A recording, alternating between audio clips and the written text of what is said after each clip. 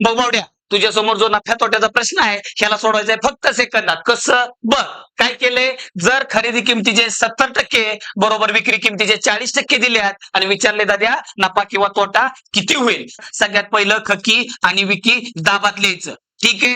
त्यानंतर काय करणार भावा, जे काही खकी बरोबर किंमत दिली तिला ओढत न्यायची आणि विकीच्या खाली लिहून टाकायची आणि विकी बरोबर जी किंमत आहे तिला दरा आणायची इकडं आणि इथं खकीच्या खाली लिहून टाक. दाद्या जेवढं कटतंय तेवढं काटायचं. हो घे गोळ कटलं. मग राहिलं काय भावा, इकडं 4 आणि इकडं 7. मग मला सांग, 4 रुपयाची वस्तू 7 ला जाते. मग तू काय म्हणणार, 3 नफा झाला. मग 3 नफा पण कुणावर, 4 वर. टक्के काढायचं दाद्या, गुणिले 100 करायचं. जेवढं कटतं तेवढं काटायचं. 4 न कापलं दाद्या 25 आलं. 25 त्रिक किती असते भावा, 75% आणि काय होणार, नफा.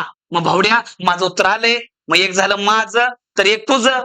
जे काय उत्तर येणार दाद्या कमेंट बॉक्स मध्ये फेकून दे. धन्यवाद.